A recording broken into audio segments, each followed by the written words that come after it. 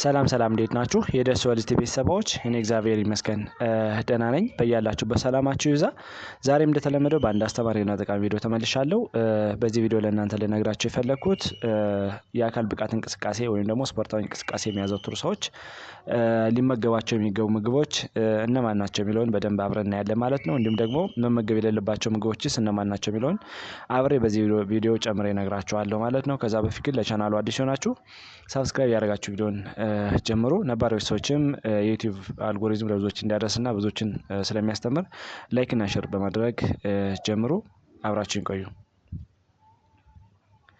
ወደ ዋናው ሀሳብ ስገባ እንግዲህ አትሌት ማለት መጀመሪያ ሯጭ ሊሆን ይችላል፣ ቦክሰኛ ሊሆን ይችላል፣ እግር ኳስ ተጫዋች፣ ቅርጫት ኳስ ተጫዋች እና የተለያዩ ስፖርታዊ እንቅስቃሴ የሚያደርጉ በአጠቃላይ አትሌት ብለን እንጠራቸዋለን ማለት ነው። እንግዲህ ዛሬ በዚህ ቪዲዮ አትሌቶች ምን ምግቦች መመገብ አለባቸው፣ መመገብ የሌለባቸው ምግቦች ምን ናቸው ቢሉን በደንብ አብራርቼ እነግራቸዋለሁ ማለት ነው። እስከ መጨረሻው ለማየት ሞክሩ። እንደሚታወቀው እንግዲህ ኒውትሪሽን እና ፐርፎርማንስ ኢንተርሌትድ ናቸው። ማለት አንድ ሰው የሆነ እንቅስቃሴ ለመስራት ሲያስብ ምግቦችን መርጦ መመገብ በጣም አስፈላጊ ነው ማለት ነው። ምክንያቱም ምግቦች እንደሚታወቀው ለስፖርታዊ እንቅስቃሴም ሊሆን ይችላል፣ ለአካል ብቃት እንቅስቃሴም ሊሆን ይችላል። እንዲሁም ደግሞ እንቅስቃሴ ሲያደርጉ ሰዎች አጭርም ሊሆን ይችላል፣ ረጅም ሊሆን ይችላል። በዛ ሂደት አመጋገብ በጣም ወሳኝ ነው ማለት ነው። እንደሚታወቀው በተለይ ደግሞ ስኪላቸውን ለመጨመር ትሬኒንግ ለመስራት ሊሆን ይችላል ኒውትሪሽን በጣም ኢምፖርታንት ነው ማለት ነው። በተለይ ለምሳሌ አጭር ትሬኒንግ ለማድረግ እና ረጅም ትሬኒንግ ለማድረግ አመጋገብ ልዩነት አለው ማለት ነው። ስለዚህ ምን ምግብ መመገብ አለበት የሚለውን በደንብ መለየት አስፈላጊ ነው ማለት ነው። በተለይ ደግሞ አትሌቶች በቫይታሚኖች የበለጸጉ በማዕድናት ወይም ደግሞ ሚነራሎች፣ ፕሮቲን እና በሌሎችም በአንቲኦክሲዳንቶች ፋይበር የበለጸጉ ምግቦችን መመገብ አጠቃላይ ለኤክሰርሳይሳቸው ለብዙ ጊዜ ዳብሮ እንዲቆይ ያደርጋል። ትሬኒንግ ላይ አሪፍ ስራ እንዲሰሩ ያግዛቸዋል። ሌላው ደግሞ ስፖርታዊ እንቅስቃሴዎችን ወይም ደግሞ የአካል ብቃት እንቅስቃሴ ከሰሩ በኋላ ሰውነታቸው ወደ ነበረበት እንዲመለስ ለማድረግም በጣም አስፈላጊ ነው ማለት ነው። ሌላው ደግሞ በተለይ ደግሞ ከስፒድ ጋር ወይም ደግሞ ከሩጫ ጋር ተያይዞ አጠቃላይ ከፐርፎርማንስ ጋር ተያይዞ ያለውን ሂደት ለማስተካከል አመጋገብ በጣም ኢምፖርታንት ነው ማለት ነው። ዛሬ እንግዲህ ወደ 14 የሚደርሱ ምግቦችን ለእናንተ ዝርዝር አድርጌ እነግራችኋለሁ። እስከመጨረሻው ላይ ማየት ሞክሩ። አንደኛ ሳልሞን ብለን የምንጠራው የአሳ አይነት ነው ማለት ነው። በተለይ ደግሞ ብዙ ጊዜ ስፖርታዊ እንቅስቃሴ የሚሰሩ ሰዎች ወይም ደግሞ አትሌቶች መመገብ የሌለባቸው አንዱ ምንድነው አንሄልዚ የሆነ ፋት ነው ወይም ደግሞ ጤነኛ ያልሆነ ፋት መመገብ የለባቸው ማለት ነው። በተለይ ደግሞ ትራንስ ፋት ለምንጠራው እነ ማርጋሪን እና የነዚህ ባድ የሆኑ ኦይሎች ለምንጠራቸውን እነሱን አዘውትሮ መመገብ የለባቸው ማለት ምክንያቱም ፐርፎርማንሳቸውን ስለሚቀንስ ነው ማለት ነው። ሳልሞን እንደሚታወቀው በጣም ኢምፖርታንት የሆነ የአሳ አይነት ነው። በውስጡ በኦሜጋ ስሪ ፋቲ አሲድ የበለጸገ ነው። በኦሜጋ ስሪ ፋቲ አሲድ የበለጸጉ ምግቦችን ደግሞ አትሌቶች ሲመገቡ ኢንፍላሜሽን በተለይ ደግሞ ስፖርታዊ እንቅስቃሴዎችን ወይም ደግሞ ስራቸውን ካከናወኑ በኋላ ኢንፍላሜሽን ብግነት እንዳይኖር በመከላከል ትልቅ ሚና አለው። ማስል ሶርነስ ስለምንጠራው ወይም ደግሞ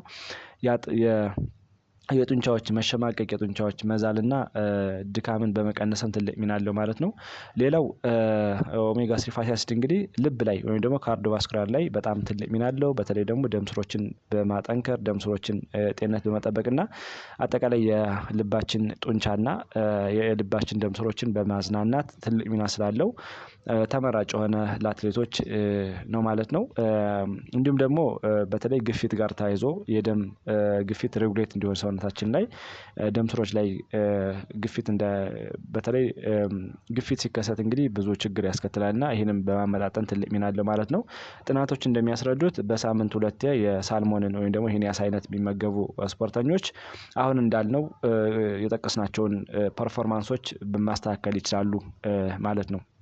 ሁለተኛ ባናና ነው ወይም ደግሞ ሙዝን ቢመገቡ አሁን እንዳልነው አትሌቶች በጣም ጥሩ ነገር ያገኙበታል ማለት ነው። በተለይ ደግሞ ስፖርታዊ እንቅስቃሴ ከሰሩ በኋላ ወደ ማስላቸው ወደ ነበረበት እንዲመለስ በተለይ ደግሞ ድካም እንዳይሰማቸው የማስል ሶርነስ ወይም ደግሞ የጡንቻ መሸማቀቅ፣ የጡንቻ ህመም አንዳንድ ችግሮች እንዳይከሰቱ በማድረግ ትልቅ ሚና አለው ማለት ነው። ከዚህ በተጨማሪ ማስል ክራምፕ እንዳይኖር እንዲሁም ደግሞ አጠቃላይ ሰስቴን ለማድረግ የሰውነታችን ጥንካሬ በጣም ተፈላጊ የሆነ ነው ማለት ነው።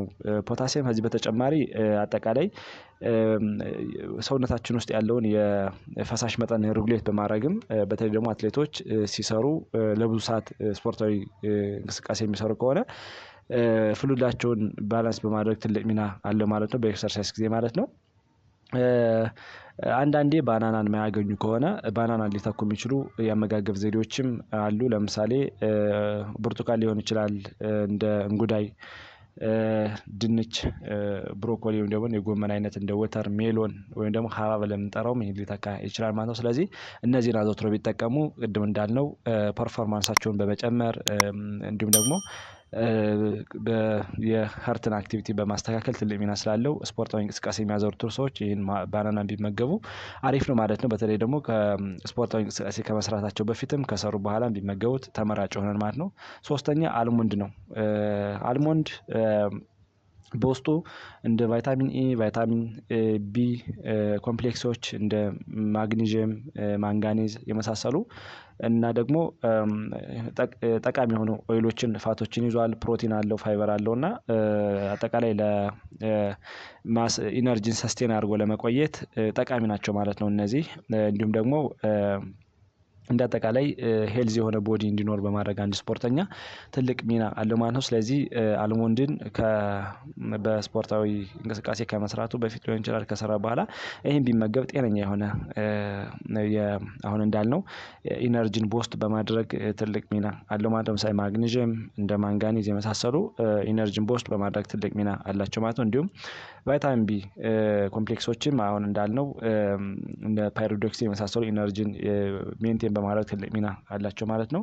ሌላው በውስጡ አንቲኦክሲዳንቶችን ይዟል አልሞንድ። አንቲኦክሲዳንቶች ደግሞ በተለይ ደግሞ አትሌቶች ላይ ስፖርታዊ እንቅስቃሴ ከሰሩ በኋላ የሆነ ኬሚካል ሪያክሽን ፕሮዲውስ ያደርጋሉ ወይም ደግሞ ሜታቦሊዝም ይኖራል ማለት ነው። በዛ ሂደት ሊፈጠሩ የሚችሉ መርዛማ ንጥረ ነገሮችን በማስወገድ በጣም ትልቅ ሚና አለው ማለት ነው። ምክንያቱም በውስጡ እንደ ቫይታሚን ኢ የመሳሰሉ ስትሮንግ የሆኑ አንቲኦክሲዳንቶችን ወይም ደግሞ ጸረ ሙቀታማ ኬሚካሎችን ስለያዘ ከስፖርታዊ እንቅስቃሴ በኋላ ሊፈጠሩ የሚችሉ ጽዳጆችን ወይም ደግሞ እነዚህ መርዛማ ንጥረ ነገሮችን በማስወገድ ትልቅ ሚና አለው ማለት ነው። አራተኛ አጃ ነው። አጃ እንግዲህ በውስጡ እንደ ቫይታሚን ቢዋን፣ ማንጋኔዝ፣ ፎስፎረስ፣ ፎሌት፣ አይረን፣ ማግኒዥየም፣ ዚንክ እና ቫይታሚን ቢ6 የመሳሰሉ ንጥረ ነገሮችን በውስጡ አጭቆ የያዘ ነው። ስለዚህ አትሌቶች ይህንን ቢመገቡት ብዙ ጥቅም ይሰጣቸዋል። ለምሳሌ ቫይታሚን ቢ6 ኢነርጂን ተርን ለማድረግ በተለይ ደግሞ ለብዙ ሰዓት ድካም እንዳይሰማ ኢነርጂን ሴሎቻችን ሜንቴን እንዲያደርጉ ማድረግ ትልቅ ሚና አለው። አይረን ደግሞ ቀይ የደም ሴሎችን ቁጥር በማስተካከል አጠቃላይ የደም ዝውውር የተስተካከለ እንዲሆን በማድረግ እንዲሁም ደግሞ ሰውነታችን ማክሲመም ኦክሲጅን ኮንሳምፕሽን ኮንሱም እንዲያደርግ በማስተካከል ትልቅ ሚና አለው ማለት ነው። ሌላው የሰውነታችን ማስል ሪላክስ እንዲሆን በተለይ ደግሞ ከማስል ስትሬን እንዳይፈጠር በማድረግ እነ ማግኒዥየም፣ ዚንክ ትልቅ ሚና አላቸው ማለት ነው። ምክንያቱም ማስል ጡንቻዎችን በማዝናናት ትልቅ ሚና አላቸው ማለት ነው። እንደ አጠቃላይ አሁን የጠቀስናቸው ንጥረ ነገሮች ማስል ሶርነስ እንዳይኖር፣ ድካም እንዳይፈጠር ማስል ላይ እንዲሁም ደግሞ በስፖርታዊ እንቅስቃሴ ጊዜ ለብዙ ሰዓት ኢነርጂን ሜንቴን አድርጎ የፈለጉትን ውጤት ለማምጣት የሚያስፈልግ የሆነ ንጥረ ነገሮችን ስለያዘ አጃ በጣም ተመራጭ ነው ማለት ነው ለአትሌቶች።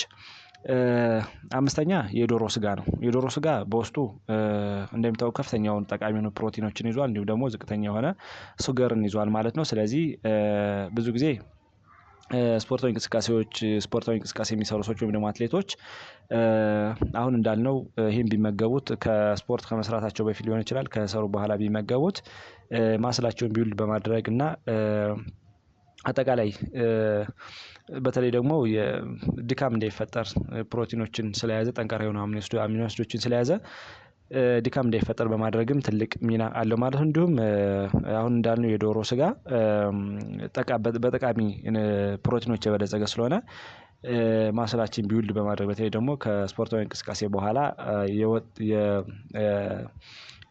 ሎስት የሆነውን ኢነርጂ በማስተካከል ወደ ነበረበት ሰውነታችን እንዲመለስ ያደርጋል ማለት ነው። እንደ አጠቃላይ የማስል ጤንነት በማጠንከር አሚኖ አሲዶችን በመገንባት የዶሮ ስጋ በጣም ተመራጭ ይሆናል ማለት ነው። ምክንያቱም በውስጡ ጠቃሚ የሆኑ ንጥረ ነገሮችን ስለያዘ እንደ ፕሮቲን እና ሌሎች አስፈላጊ የሆኑ ንጥረ ነገሮችን ስለያዘ ተመራጭ ነው ማለት ነው። ስድስተኛ እንቁላል ነው። እንቁላል እንደሚታወቀው በውስጡ በጣም ሄልዚ የሆነ ወይም ደግሞ ጤነኛ የሆኑ ፋቶችን ይዟል። ፕሮቲንን በከፍተኛ ደረጃ ይዟል።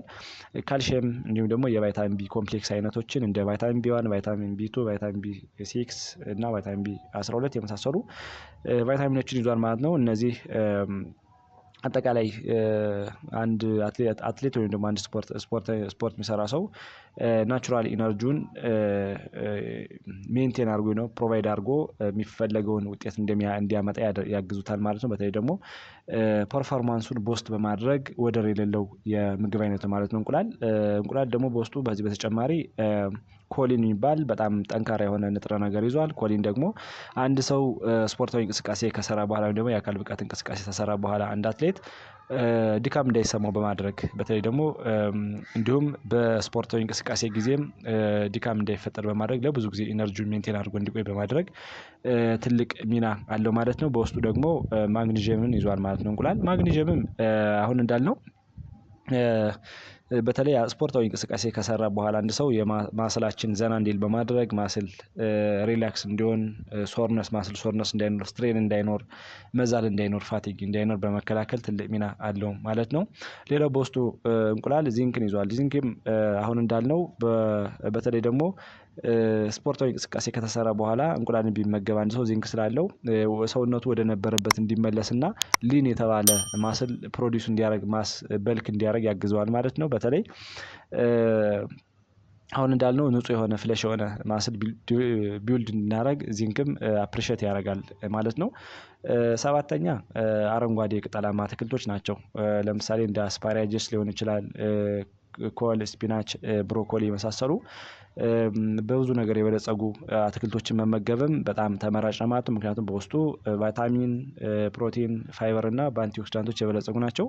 እነዚህን መመገብ ደግሞ ብዙ ጊዜ ሃርት ሬትን ኢምፕሩቭ ያደርጋሉ። በእንቅስቃሴ ጊዜም ሊሆን ይችላል፣ እንቅስቃሴ ከሰራን በኋላም ሊሆን ይችላል። ሃርት ሬትን ሜንቴን በማድረግ አንድ ሰው የሚፈለገውን አቅም ተጠቅሞ እንዲሰራ ያግዛል ማለት ነው። ሌላው ኢነርጂ ሌቭልን ሜንቴን በማድረግ በተለይ ደግሞ ሰውነታችን ማክሲመም ኦክሲጅን ኮንሱም አድርጎ እንዲጠቀምና የሚፈለገውን ስፖርታዊ እንቅስቃሴ እንዲሰራ ያግዛል ማለት ነው። እዚህ በተጨማሪ አሁን የጠቀስናቸው አይረንን በውስጣቸው ስለያዙ የደም ዝውውር በስርዓት እንዲንቀሳቀስ በማድረግ ሴሎች በተለይ ደም ምግብንና ኦክሲጅንን በስርዓት እንዲያዘዋውር በማድረግ ትልቅ ሚና አለው ማለት ነው። ከዚህ በተጨማሪ በተለይ ደግሞ ኢነርጂን ሜንቴን ሊያደርጉ የሚችሉ የተለያዩ ንጥረ ነገሮችን ስለያዘ ሰውነታችን ድካም እንዳይሰማው በማድረግም በጣም አሪፍ ነው ማለት ነው። ስለዚህ አጠቃላይ አረንጓዴ አትክልቶችን አትሌቶች ቢመገቡ ትልቅ ጥቅም ያገኙበታል ማለት ነው።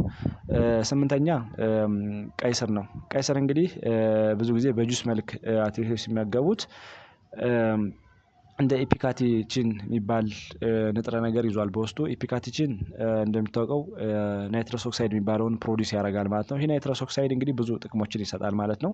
ብዙ ጊዜ በተለይ ደግሞ እነዚህ ሎንግ ራነሮች ወይ ደግሞ እነዚህ አትሌቶች ማራቶን የሚሮጡ ሊሆን ይችላል፣ በ5000 በ10000 ሌላም ስፖርታዊ እንቅስቃሴዎች የሚሰሩ እንዲሁም ደግሞ ኳስ ተጫዋቾችም ሊሆን ይችላል፣ ሌሎች ኤክሰርሳይዝ የሚሰሩ ሰዎች አዘውትሮ ቢጠቀሙት ብዙ ጊዜ ናይትረስ ኦክሳይድ የደም ስሮችን ያስፋፋል። በተለይ ደም ስሮችን ሪላክስ በማድረግ ዋይድ በማድረግ እና እንዲዝናኑ በማድረግ የደም ዝውውር በስርዓት እንዲንቀሳቀስ በማድረግ ትልቅ ሚና ስላለው ድካም እንዳይሰማቸው ያደርጋል ማለት ነው። እንዲሁም ደግሞ ማስል ቢልደርም ነው።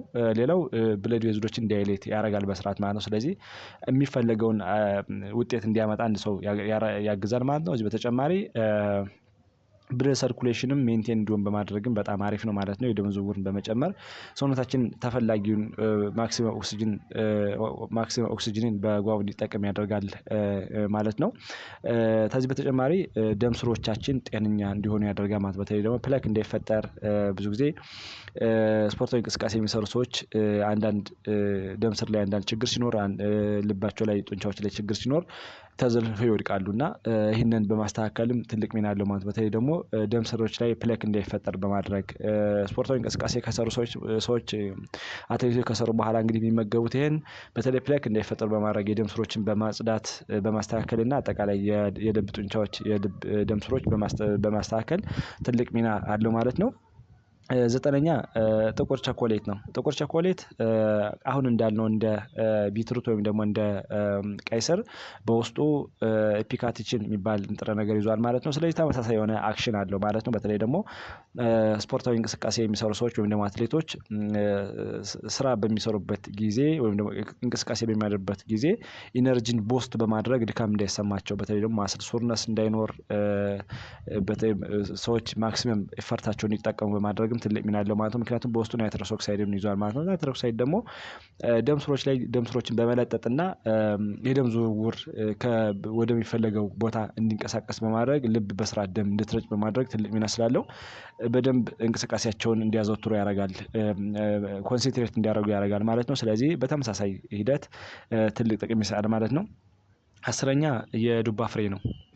የዱባ ፍሬ እንግዲህ እንደሚታወቀው በውስጡ በጠቃሚ ፋቶች የበለጸገ ነው። ለምሳሌ እንደ ኦሜጋ 3 ፋቲ አሲድ ያሉ ጠቃሚ ኦይሎችን ይዟል። ሌላው ደግሞ ማግኒዥየምን ይዟል።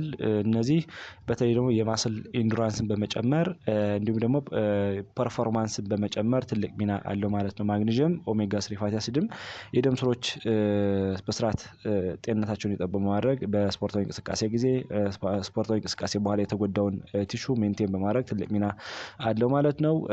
በተለይ ደግሞ ሌላው ሉሲን የሚባል አሚኖ አሲድ በውስጡ ይዟል ማለት ነው የዱባ ፍሬ።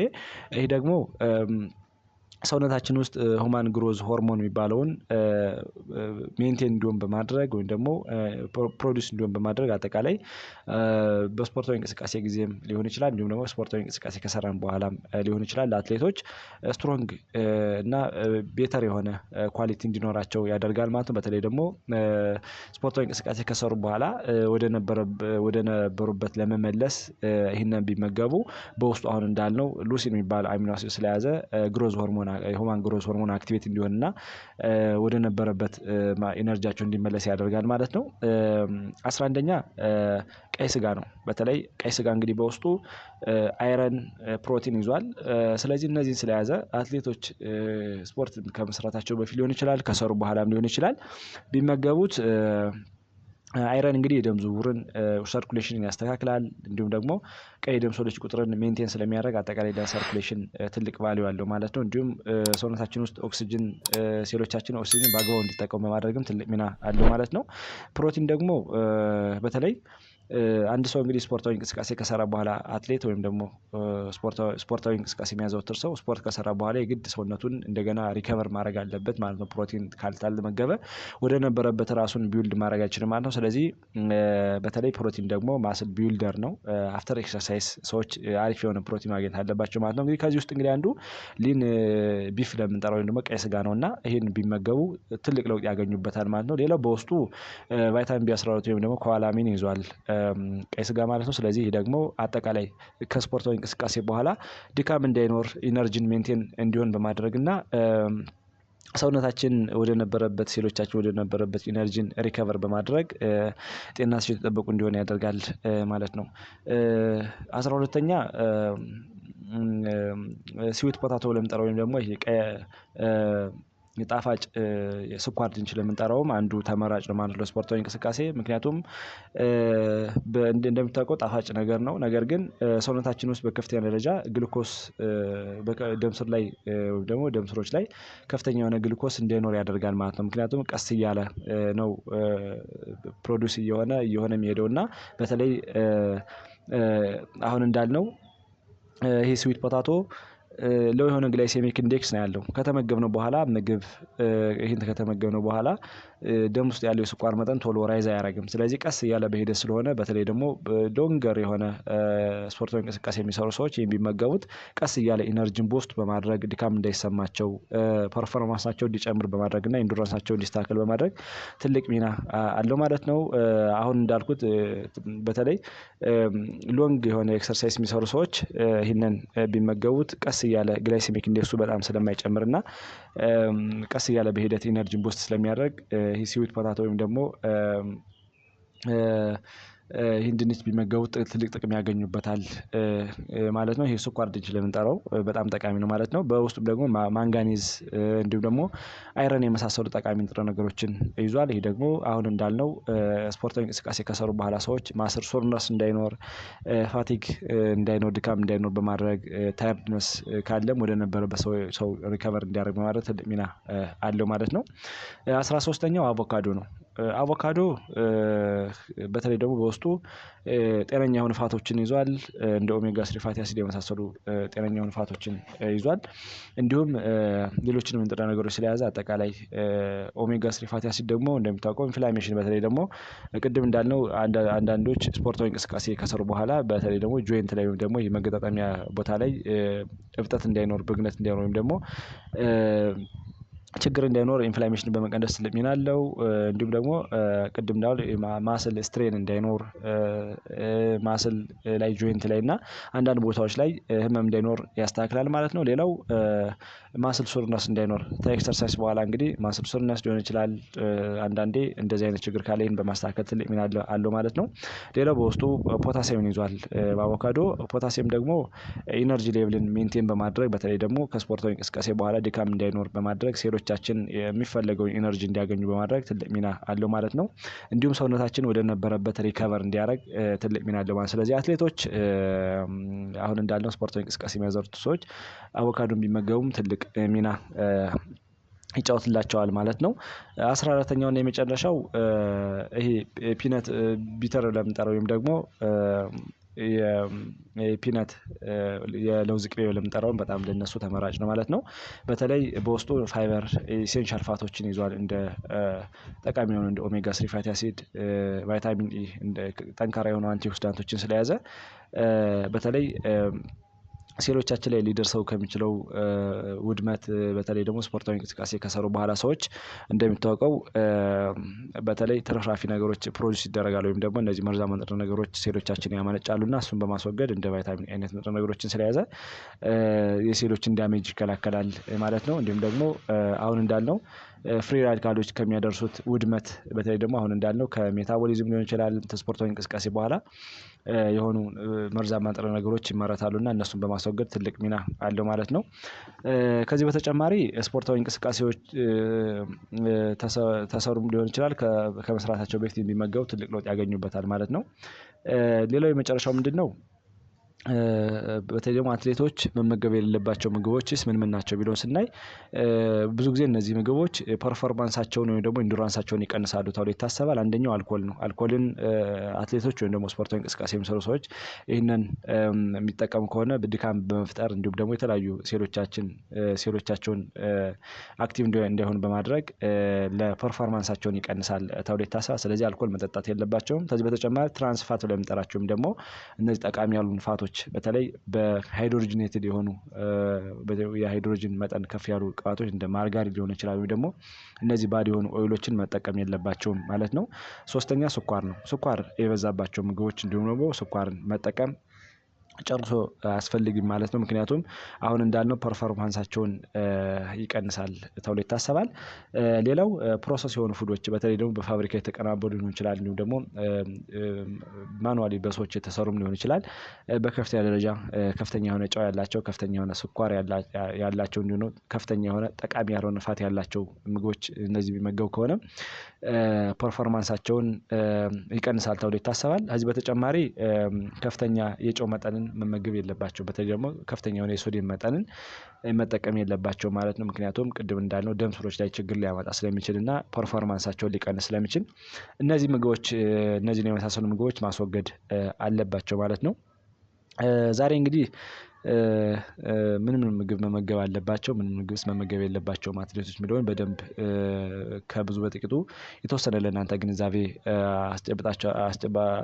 ሰጥቻችኋለሁ ብዬ አስባለሁ። እና ስለዚህ እነዚህን ስፖርታዊ እንቅስቃሴ የሚሰራ ሰው እነዚህን ምግቦች አሁን ያልናቸው ምግቦች በመመገብ ደግሞ ከታች የጠቀስናቸው ምግቦችን በማስወገድ ፐርፎርማንስ ማስተካከል ይቻላል ማለት ነው። ዛሬ እንግዲህ አሪፍ ግንዛቤ አግኝታችኋል ብዬ አስባለሁ። ቀጣይ ላይ የምለቃቸው ቪዲዮዎች ለእናንተ እንዲደርሳችሁ ላይክ እና ሼር ማድረግ አትርሱ። ባይ ባይ።